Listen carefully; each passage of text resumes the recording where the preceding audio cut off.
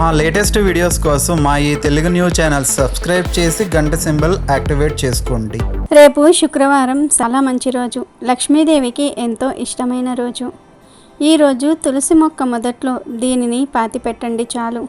మీ ఇంట్లో ఉండే సమస్యలన్నీ కూడా పోతాయి. మీరు కోటీశ్వరులుగా మారిపోతారు. మీ జాతకం మారిపోతుంది. డబ్బు ప్రవాహంలాగా వచ్చి పడుతుంది. డబ్బుల ప్రవాహం వస్తుంది. చికాకులు, చిరాకులు, గొడవలు అన్నిటి నుండి బయటపడగలుగుతారు. కాబట్టి శుక్రవారం రోజు అందరూ ఈ పరిహారాన్ని ఆచరించండి. చక్కగా మీకు ఉండే సమస్యలన్నీ కూడా తొలగిపోతాయి. మీ ఇంట్లోని కష్టాలు, సమస్యలు పోతాయి. చాలా అద్భుతమైన ఫలితాలు వస్తాయి. అపూర్వమైన లక్ష్మీదేవి అనుగ్రహం లభిస్తుంది. శుక్రవారం అనేది లక్ష్మీదేవికి ఇష్టమైన రోజు. తులసి మొక్కను లక్ష్మీ స్వరూపంగా భావిస్తారు. లక్ష్మీ స్వరూపంగా భావించి తులసమ్మకు పూజలు చేస్తారు. కనుక ఆ తులసి మొక్క మొదట్లో దీనిని పెడితే చాలు, మీ జీవితం అద్భుతంగా మారిపోతుందని శాస్త్రాలు చెప్తూ ఉన్నాయి. తులసి స్వయంగా శ్రీ మహాలక్ష్మి స్వరూపం. అందుకే శ్రీ మహావిష్ణువుకు తులసి అత్యంత ప్రీతికరమైనది. మన సనాతన ధర్మంలో తులసిని ఎన్నో విధాలుగా స్తుతించారు. తులసి లేని ఇల్లు కళావిహీనమని చెప్పారు. తులసి చెట్టు మనుషులను, ఇంటిని, వాతావరణాన్ని పవిత్రం చేస్తుంది. పుణ్యాన్ని ప్రసాదిస్తుంది.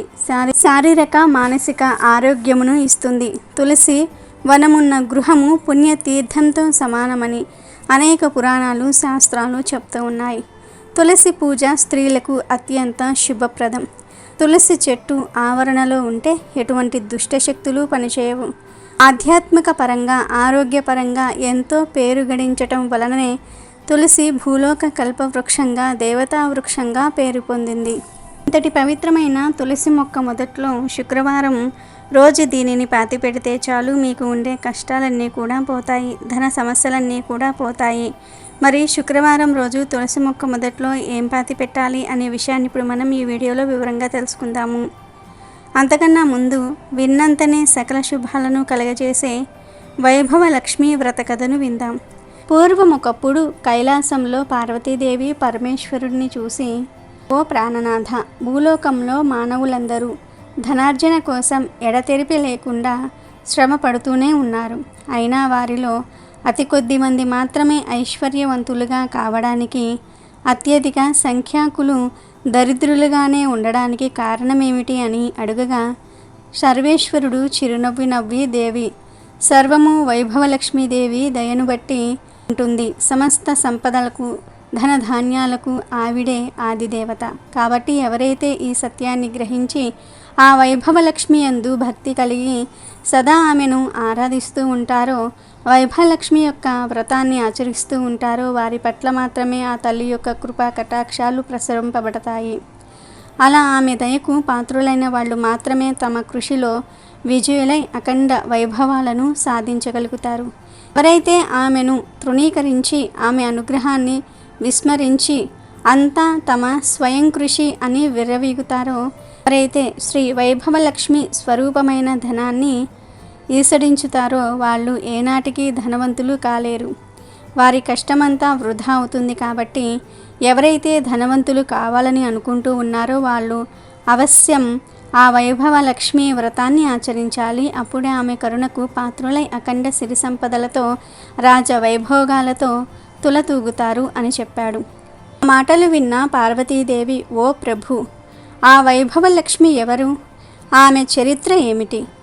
ఆ వ్రత మహత్యం ఏమిటి? నాకు పూర్తిగా సెలవివ్వండి అని వేడుకోగా, ఆ పరమేశ్వరుడు మరలా ఈ విధముగా చెప్పసాగాడు. ఓ దేవి, అత్యంత పుణ్యదాయకమైన శ్రీ వైభవలక్ష్మి వ్రతమును చెప్పుదును, శ్రద్ధగా వినుము అని ఈ విధముగా చెప్పసాగాను. పూర్వము ఒకప్పుడు భృగు మహర్షి ఆ పరాశక్తి కొరకై తపస్సు చేశాను.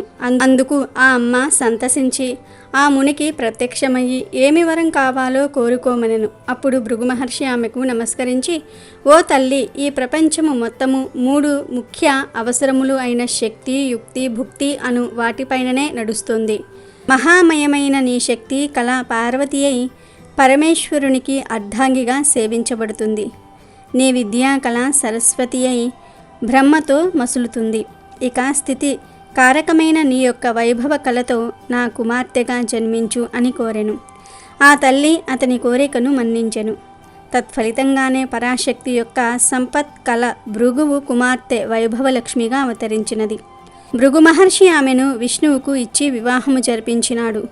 శ్రీహరి కోరికపై ఆ భార్గవీదేవి దేవతలందరికీ ఎనలేని సంపదలను వైభవాలను సంతసించి స్వర్గలక్ష్మిగా వాసికెక్కింది. కానీ ఐశ్వర్య మద్దతుతో ఇంద్రుడు చేసిన ఒకానొక దోషమునకు గాను దుర్వాసుడు ఇచ్చిన శాపకారణంగా ఆ వైభవలక్ష్మి దూరమైపోయినది. దాంతో ఇంద్రుడు దరిద్ర పీడితుడై విష్ణువును ఆశ్రయించినాడు. భార్య విరహ తపుడైన విష్ణువు కూడా ఆలోచించి లక్ష్మీమయమైన క్షీరసాగరాన్ని మదించటం వలనే లక్ష్మీ పున కలుగుతుందని చెప్పాడు.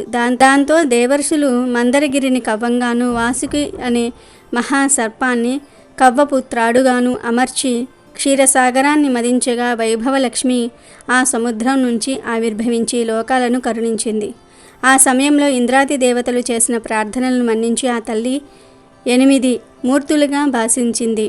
8 మూర్తులే ఆదిలక్ష్మి, ధాన్యలక్ష్మి, ధైర్యలక్ష్మి, రాజ్యలక్ష్మి, సంతానలక్ష్మి, విజయలక్ష్మి, విద్యాలక్ష్మి, ధనలక్ష్మి. ఈ 8 మూర్తులలో సర్వశ్రేష్టమైనదే ధనలక్ష్మీదేవి. ఆమెనే ఐశ్వర్యలక్ష్మి, వైభవలక్ష్మి అని పిలుస్తారు. ఓ పార్వతి, భక్త సులభ అత్యంత కరుణామయి అయిన ఆ తల్లి లీలలు ఎన్ని చెప్పినా తనివి తీరవు. ఉదాహరణకు ఒక కథ చెప్తాను, వినుము. చాలా కాలం క్రితం ప్రతిష్టానపురంలో శ్రీల, సుశీల, గుణశీల, విశాల అనే 4 అక్కా చెల్లెళ్ళు ఉండేవారు.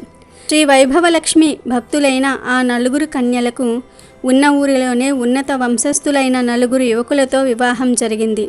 ఆ పిల్లల అదృష్టవశాత్తు వారి భర్తలు 4 కూడా వివిధ వృత్తుల ద్వారా చక్కని సంపాదనలు కలిగి ఆస్తిపరులై ఆరోగ్యవంతులై వెరజిల్లేవారు. కానీ రాను రాను వారిలో అహంకారము తలకెత్తింది. దైవ చింతన తగ్గింది. శ్రీ వైభవలక్ష్మి దేవి అనుగ్రహం వలనే సంపద వస్తుంది అన్న విషయాన్ని విస్మరించి అంతా తమ ప్రయోజనకత్వమే అనుకున్నారు. మహాపండితులైన శీల భర్తకు తన పాండిత్యం వలనే ప్రపంచం తనను గౌరవిస్తోందనే భావన కలిగింది. ఇందులో వైభవలక్ష్మి దయ ఏముంది? నా నోట్లో విద్య ఉంది, ఎంత గొప్పవాళ్ళైనా నాకు డబ్బులిచ్చి సన్మానించక ఏం చేస్తారు అని భావించాడు. ఎంతటి ధనవంతులైనా తన విద్య ముందు బలాదూర్ అనుకున్నాడు. అతని అహంకారానికి వైభవలక్ష్మీదేవి కోపగించి అతనికి తగిన గుణపాఠం చెప్పదలిచింది. అంతే, అక్కడితో అతని సంపాదన పూర్తిగా పోయింది. అతని పాండిత్యానికి విలువ లేకుండా పోయింది. సంపాదించిన ధనమంతయు ఖర్చయిపోయింది. చివరకు కట్టుబట్టలతో మిగిలారు. స్త్రీల భర్త అతని దారిద్ర్యమును చూసి సమాజం అతనిని దూరంగా నెట్టింది. అతని కుటుంబం మొత్తం ఆకలి దప్పులతో అలమటించసాగారు.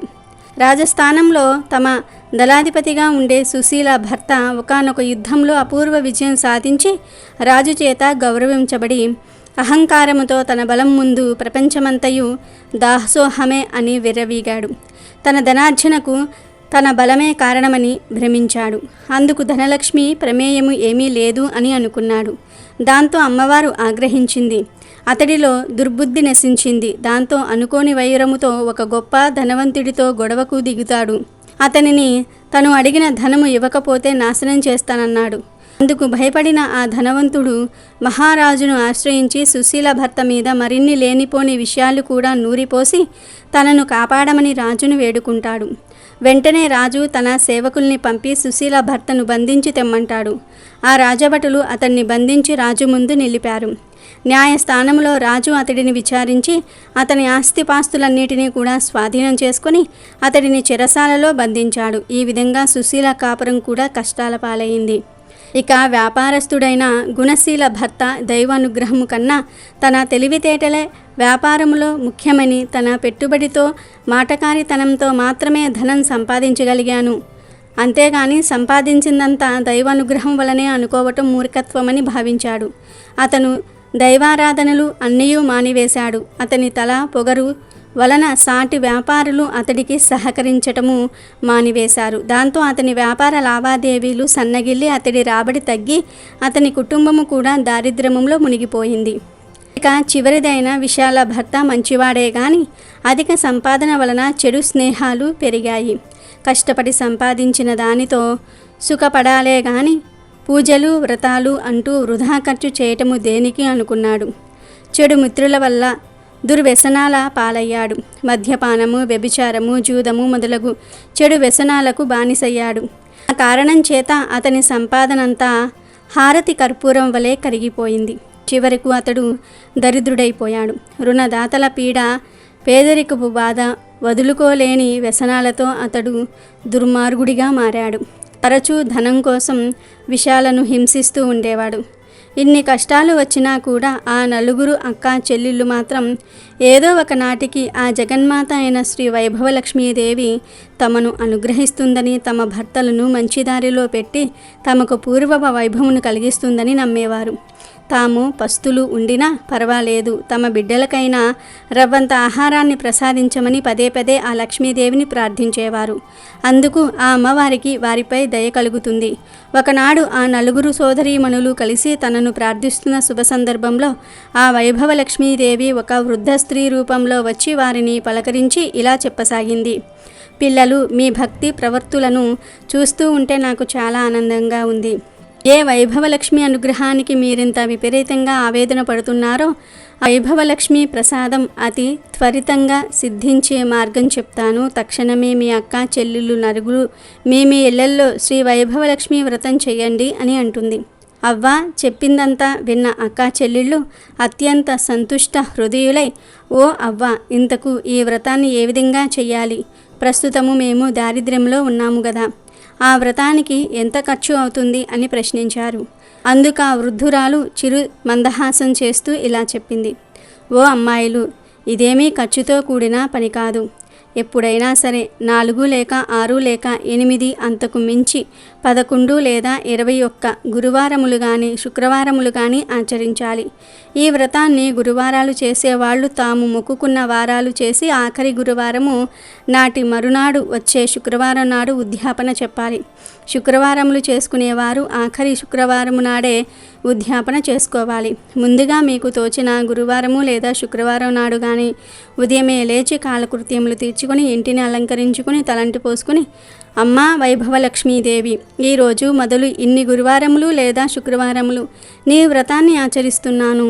నాకు తగిన శక్తిని ప్రసాదించు. నేను చేసే ఈ వ్రతంతో సంతృప్తురాలువై నా కోరికలను నెరవేర్చు అని మొక్కుకోవాలి. ఆ రోజంతా ఉపవాసం ఉండి ఆ సాయంత్రం సూర్యాస్తమైన తర్వాత పూజ ప్రారంభించాలి. ఈ వ్రతానికి ఖర్చు కన్నా శుచి, శుభ్రతలు, సదాచార పాలనము ముఖ్యము. ఏ ఇంటిలోని వారైతే అతిథి అభ్యాగతలకు దాసుల వలె ఉండి వారి పాదములను కడిగి ఆ తీర్థం శిరస్సున చల్లుకొని తమకన్నా ముందుగా అతిథులకు భోజనాదులు ఏర్పరిచి సేవాదులు చేస్తూ ఉంటారో, ఏ ఇంట ధాన్యము దానం జరుగుతుందో, ఏ ఇంట పితృదేవతలు దేవతలు సదా పూజింపబడతారో, ఏ ఇంటి వారు పరుల పట్ల శత్రుభావం లేకుండా ఉంటారో, ఏ ఇంటి ఇల్లాలు నిరాడంబరియై నిత్య సంతోషంగా ఉంటుందో ఆ ఇంటిలో శ్రీ వైభవలక్ష్మీ దేవి స్థిరంగా ఉంటుంది. వైభవలక్ష్మి పూజా విధానము. పూజ ప్రారంభించిన రోజు సాయంత్రం సూర్యాస్తమయం తర్వాత తూర్పు లేదా ఈశాన్య గదిలో శుభ్రంగా అలికి పంచవరములతో కానీ లేదా బియ్యపు పిండితో కానీ అష్టదళ పద్మాలు మొదలైన ముగ్గులను పెట్టి దాని మీద నూతన వస్త్రం చతురస్రంగా పరిచి ఆ వస్త్రం మీద తగినన్ని బియ్యము పోసి దాని మీద బంగారు, వెండి, రాగి చెంబును కలశంగా అమర్చి అందులో 4 వైపులా 4 తమలపాకులు లేదా మామిడి ఆకులు కానీ ఉంచి వాటి మీద కొబ్బరికాయలను, దాని మీద ఒక రవికల గుడ్డను పెట్టి ఆ మీదుట ఒక ఎర్రని పువ్వును పాత్రలో ఉంచి అందులో ఒక బంగారు లేదా వెండి నగను ఉంచాలి. అందుకు కూడా శక్తి లేని వాళ్ళు ఆ సమయానికి చలామణిలో ఉన్న నాణెమును ఉంచాలి. నేతితో దీపాన్ని వెలిగించి అగరవత్తులతో ధూపం వేయాలి.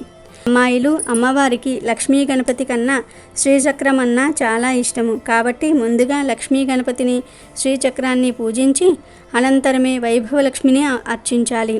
పూజలో తీపి పదార్థాన్ని నివేదన చేయాలి. ఈ పూజలో వెండి, బంగారం లేని పక్షంలో పసుపు కొమ్ములను ఉంచి పూజించాలి. ఈ పూజలో తీపి పదార్థము చేయలేని వారు బెల్లం, పటిక బెల్లము, పంచదార అయినా సరే నివేదించవచ్చు. ఏదైనా నలుగురికి పంచగలగాలి. పూజ అనంతరము బంగారు, వెండి నాణాన్ని భద్రపరచాలి. కలశంలో నీళ్లను సంతానాన్ని కోరుకునేవారు మామిడి చెట్టు మొదట్లోనూ, సౌభాగ్యాన్ని కోరుకునేవారు తులసి చెట్టు మొదట్లోనూ, అనుకూల దాంపత్యాన్ని కోరుకునేవారు మల్లె చెట్టు మొదట్లోనూ, పువ్వుల చెట్ల మొదలు పోయాలి. కేవలం ధన ఆకాంక్షులైన వారు ఈ నీటిని తాము మాత్రమే స్వీకరించాలి. మండపం మీది బియ్యాన్ని పక్షులకు వేయాలి. ఇలా వ్రతాన్ని ఆచరించటము ద్వారా నిరుద్యోగులు ఉద్యోగస్తులు అవుతారు. అవివాహితులకు వివాహం జరుగుతుంది. దరిద్రులు ధనవంతులవుతారు. ఏ కోరికలు ఉంటాయో ఆయా కోరికలు నెరవేరుతాయి అని ముగించింది ఆ అవ్వ. తక్షణమే ఆ అక్క చెల్లెళ్ళు నలుగురు కూడా అవ్వకు కృతజ్ఞతలు చెప్పుకొని వారి వారి తాహతును బట్టి 4, 8, 11, 21 వారముల పాటు ఆ వ్రతాన్ని మొక్కుకున్నారు. మరుసటి శుక్రవారమే వ్రతం ఆచరించారు. నలుగురు కడు పేదవాళ్ళయ్యి ఉండటము చేత నలుగురు కూడా రాగి కలశమును వాడారు. అందరికన్నా అధిక దరిద్రురాలైన శీల కలశంలో రాగి నాణాన్ని ఉంచి పూజించింది. సుశీల రూపాయి నాణాన్ని ఉంచి పూజించింది. గుణశీల తన ఇంట ఉన్న వెండి నాణాన్ని ఉంచి పూజించింది. చివరిది అయిన విశాల తన ముక్కెరను ఉంచి ధనలక్ష్మిగా ఆరాధించింది. ఎవరు ఏ రూపాలలో ఆరాధించినను వారి హృదయంలో గల భక్తి భావాలనే ప్రధానంగా స్వీకరించే తల్లి ఆ వైభవ లక్ష్మీదేవి. వారు వ్రతం ప్రారంభించిన అతి కొద్ది సమయంలోనే శీల భర్త యొక్క పాండిత్యము ప్రాచుర్యము పొంది అందరిచే గౌరవించబడి తిరిగి అతనికి సంఘంలో గౌరవ మర్యాదలు లభించాయి. తద్వారా వారు ఉన్నతులయ్యారు. సుశీల ఆచరించిన వ్రత ఫలితముగా వారి రాజ్యానికొక యుద్ధం ఏర్పడింది. ఆ యుద్ధ నిమిత్తం అంతకు పూర్వమే లబ్ధ ప్రతిష్ఠుడైన సుశీల భర్తను విడుదల చేసి అతనినే దళపతిగా అభిషేకించి యుద్ధానికి పంపక తప్పలేదు.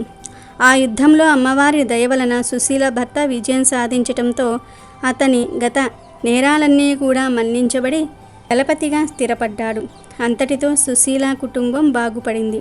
ఆకస్మికంగా ఏర్పడిన వ్యాపార మార్పుల వలన కొన్ని ప్రత్యేకమైన దినముల ఎగుమతి దిగుమతి విషయంలో గుణశీల భర్త వెలుగులోనికి వచ్చాడు. ఇతర వ్యాపారస్తులందరూ అతనినే ఆశ్రయించారు. సహజంగానే తెలివిగల గుణశీల భర్త ఆ అవకాశాన్ని వినియోగించుకున్నాడు. తద్వారా వారి కుటుంబము పూర్వ వైభవాన్ని పొందింది. ఇక చివరిదైన విశాల వ్రతారంభం చేయగానే అమ్మవారి దయ వలన ఆమె భర్త క్రమముగా చెడు వ్యసనాలన్నిటినీ కూడా ఒకదాని తరువాత ఒకటిగా వదిలివేసినాడు. తన కుటుంబం పట్ల ఎంతో శ్రద్ధ కనపరిచినాడు. వారి కుటుంబము కూడా పూర్వము వలె సుఖ సంతోషములతో జీవించసాగింది. కాబట్టి స్త్రీలు కానీ పురుషులు కానీ ఆ బాల గోపాలమెవరు తనను పూజించినా సరే తక్షణమే ఆ అమ్మ కరుణించి వారి కోరికలను నెరవేర్చును. ఇక వీడియోలోకి వెళ్లే ముందు ఫ్రెండ్స్, మీరు ఇప్పటి వరకు ఈ వీడియోని లైక్ చేయకపోతే వెంటనే లైక్ చేయండి. అలాగే మన ఛానల్ని సబ్స్క్రైబ్ చేసుకుని మాకు సపోర్ట్ చేయండి. ఇక వీడియోలోకి వస్తే శుక్రవారం అనేది చాలా పవిత్రమైన రోజు కనుక ఎవరైతే ధన సమస్యలతో బాధపడుతూ ఉన్నారో, ధనం కావాలని కోరుకుంటూ ఉన్నారో వారు శుక్రవారం రోజు చక్కగా ఒక చిన్న పేపర్ ముక్కను తీసుకోండి. పెద్ద పేపర్ అవసరం లేదు, చిన్న ముక్క తీసుకోండి చాలు. పేపర్ తీసుకుని ఆ పేపర్లో ఒక ఎండు మిరపకాయను పెట్టండి. ఎందుకంటే ఎండు మిరపకాయకు మన ధన సమస్యలను తొలగించి ధనాన్ని రప్పించే శక్తి ఉంది కనుక ముందు ఒక ఎండు మిరపకాయను వేయండి. ఎండుమిరపకాయ చాలా శక్తివంతమైనది. ఎండుమిరపకాయ వేసిన తర్వాత చిటికెడు గల్లులుప్పును కూడా వేయండి. అంటే ఒక 1/2 స్పూన్ ఉప్పు వేయండి. ఉప్పు కూడా ఎంతో శక్తివంతమైన పదార్థం, లక్ష్మీదేవికి ఎంతో ఇష్టమైనది. ఇలా ఉప్పు వేసిన తర్వాత చివరిలో చిటికెడు కుంకుమను కూడా ఆ పేపర్లోనే వేయండి. ఒక ఎండుమిరపకాయ, 1/2 స్పూన్ ఉప్పు, చిటికెడు కుంకుమ, ఈ మూడింటిని పేపర్లో వేయండి. ఆ తర్వాత ఆ పేపర్ను చిన్న పొట్లంలాగా చుట్టేయండి. ఈ పొట్లాన్ని తీసుకుని మీరు పూజలు చేసే తులసి చెట్టు దగ్గరికి వెళ్ళి తులసి చెట్టు ముందు నిలబడి, అమ్మ తులసమ్మ, మాకు ఉన్న ధన సమస్యలు పోయి మేము ధనవంతులుగా మారాలి, ధనం కలిసి రావటం కోసం ఈ పరిహారం చేస్తూ ఉన్నాం, ఫలించేలాగా చూడు తల్లి అని సంకల్పం చెప్పుకొని ఆ పొట్లాన్ని తులసి చెట్టు మొదట్లో చిన్న గొయ్యిలాగా తీసి పాతి పెట్టేయండి. ఇది చాలా పవర్ఫుల్ పరిహారం. ఈ పరిహారం చేయటం వలన మీ జీవితం అద్భుతంగా మారిపోతుంది. ధనం ప్రవాహంలాగా వచ్చి పడుతుంది. ఈ పరిహారాన్ని 2 నెలలకు ఒకసారి చేసుకుంటూ ఉంటే చాలు. అంటే 2 నెలలకు ఏదో ఒక శుక్రవారం చేసుకుంటే మీకు చాలా మంచి జరుగుతుంది. లక్ష్మీదేవి అనుగ్రహం కలుగుతుంది. ధన సమస్యలన్నీ కూడా పోతాయి. ధనం ప్రవాహంలాగా వస్తుంది. కనుక మీరు కూడా శుక్రవారం రోజు తులసి మొక్క మొదట్లో దీనిని పెట్టి శుభ ఫలితాలను పొంది ఆనందంగా జీవించండి. అమెజాన్లో బెస్ట్ డిస్కౌంట్స్ కోసం వీడియో డిస్క్రిప్షన్లో లింకు ఉంది, చూడండి. అలాగే మా టెలిగ్రామ్ ఛానల్ సబ్స్క్రైబ్ చేసుకోండి.